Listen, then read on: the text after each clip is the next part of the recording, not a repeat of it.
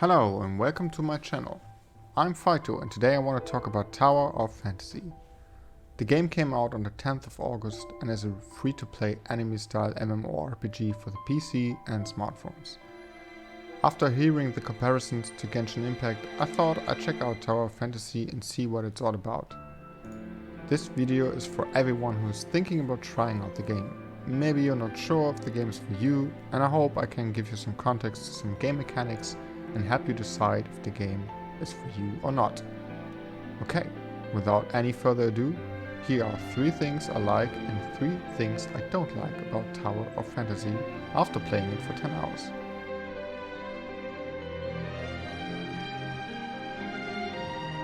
The first thing I like about this game got my attention in the first few minutes. The graphics and the overall sci-fi aesthetic. You know, I like games with an anime style, and when they do look as sharp as in Tower of Fantasy, it's a real pleasure to look at. Everything is colorful, enemy designs are nice, and weapons look cool. Yes, not everything about the graphic itself is perfect, a few texture flaws here and there, but nothing that will kill the fun. I mean, look at that. That is a nice vista, isn't it? Of course, I have many more locations to discover to tell you more about how each environment looks. But so far, everything I can say about the look of the game is positive.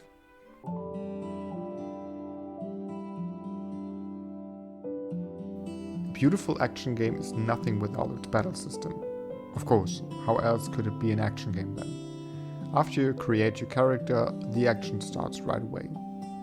The combat in Tower of Fantasy runs in real time. You move your mouse to move the camera, and the direction of your camera determines where your attack will land.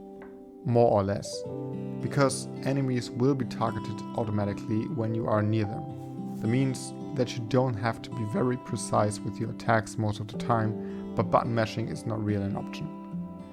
You have one skill for each weapon, but that's not it. The game does not give you a hotbar and endless buttons to press for activating skill after skill.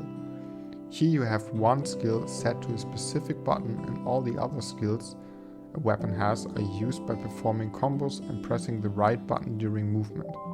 For example, when you dodge without moving and then click your left mouse button, you will perform another skill than you would if you dodge in a specific direction. Also, another example, holding left click down on the ground does something different than in the air. So instead of one skill, you actually have many options with one weapon. But as you probably already noticed in the user interface, you fight with 3 weapons total, and you can swap to them at any time during the fight. Performing basic attacks and skills with one weapon fills up a meter for the other 2. If you swap weapons when this meter is completely full, you will perform a powerful discharge skill. This mechanic encourages to change weapons and keep the combat fresh and engaging. With a total of 12 weapon types that are currently available, you have many options that will fit your playstyle. Weapons range from big swords to bows, dual blades, double pistols and many more. From what I played so far, every weapon was fun to play and felt very different. Movement also feels great almost all the time. You can double jump, perform 3 dodges in a row, even mid-air, which I always love in a game. Overall, the controls are responsive and intuitive. The only thing about movement that was a bit frustrating were some of the edges. Sometimes you want to climb a ladder, but because some edges are not programmed properly, your character is not able to get past that edge. It didn't happen often, but it was a bit annoying when you encountered it. Yeah, but all in all, a very satisfying movement. Oh, and also I forgot to mention that you have mounts and you get a jetpack early on, so your movement options are versatile.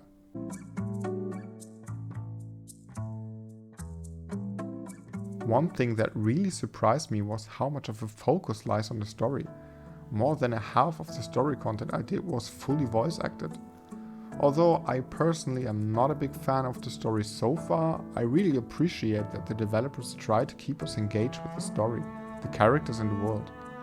I think that is pretty rare nowadays, especially with MMORPGs. In the first few hours of the game, I entered 4 solo dungeons and was happy to see that you don't simply go from room to room, kill enemies and repeat that process until you encounter a boss after half an hour. Instead, The developers made the dungeons short and gave them some light puzzles to keep the gameplay fresh. I really like that because oftentimes when you get these kinds of things in a low-level dungeon, that means endgame dungeons have more complex puzzles. And I think that is a great way to spice up the gameplay effectively, especially in multiplayer content. Now, let's get to the 3 things that I did not like about my first 10 hours of Tower Fantasy.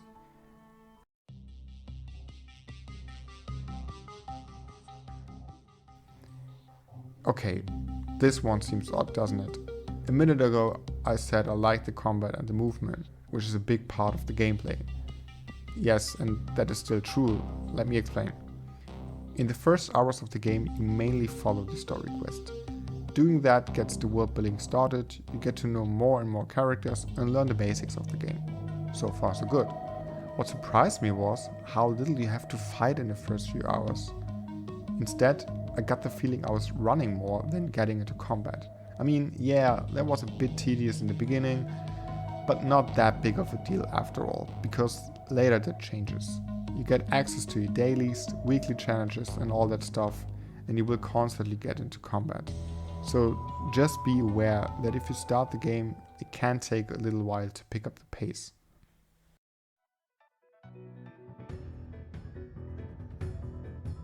I get the feeling level scaling is a bit polarizing. There are people who like it and then there are people who don't. And honestly, level scaling can be a good thing, but it really depends on the game. In Tower Fantasy, all enemies in the open world are the same level as you are, for at least what I saw up until now.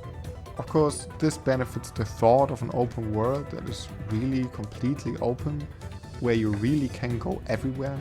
But first of all, the world is not completely open. You will take damage at a certain point and are unable to go any further. But even if you would not be stopped to go everywhere, personally I don't like this openness, because I think the player does not need it. Yes, you can find stuff in the world, materials to pick up, chests to open for even more materials, but the different locales do not provide anything more than the area around the story quest. So in Tower of Fantasy, I really don't understand why enemies do level up with you when you cannot go everywhere you want and when exploring other locales doesn't reward you in any way. I would have liked it more when the world is really open, but your borders and limitations came in the form of higher level enemies. I know that this is also not perfect, but hey, I would have liked it more. Anyway, this is not as annoying as it may seem, because you get most of your EP from completing quests and dungeons and not from killing enemies in the open world. The enemies in the world are not really for leveling your character, so this is also not a big of a problem, but overall I am not a really fan of level scaling.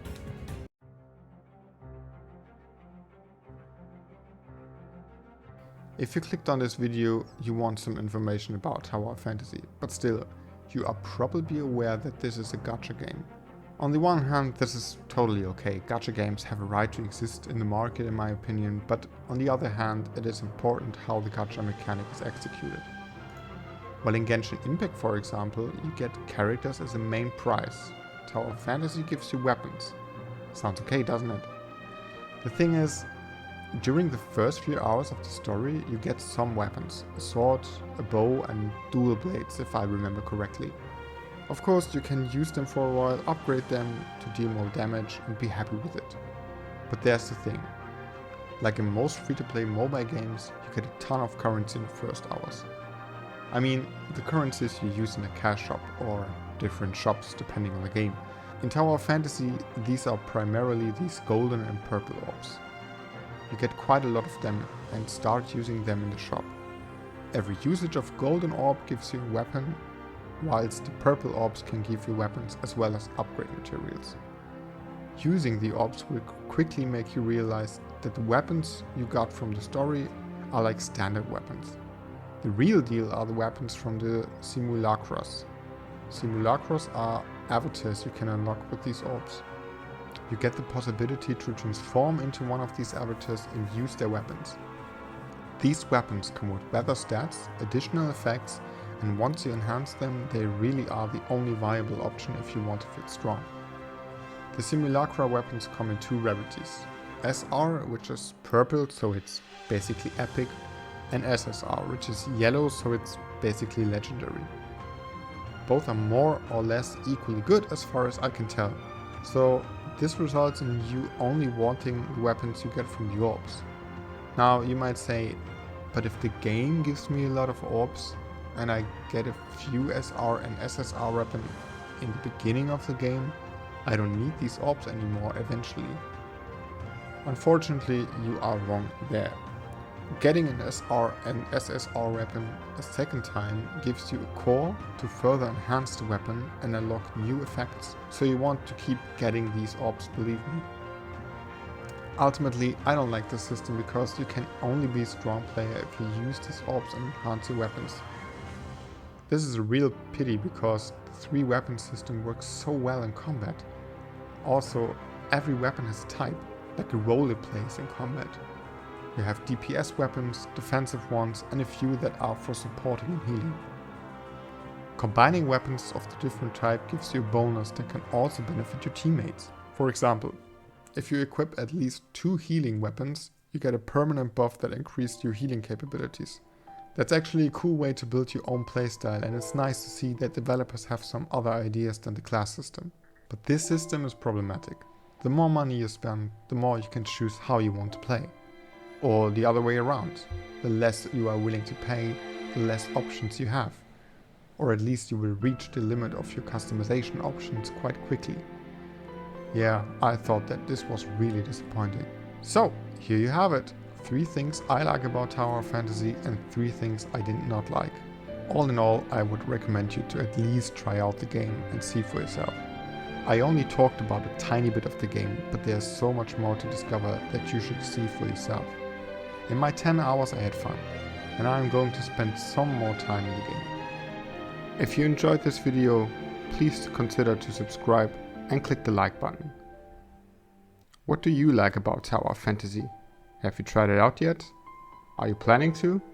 Tell me in the comments below. Have a nice day and see you in the next video.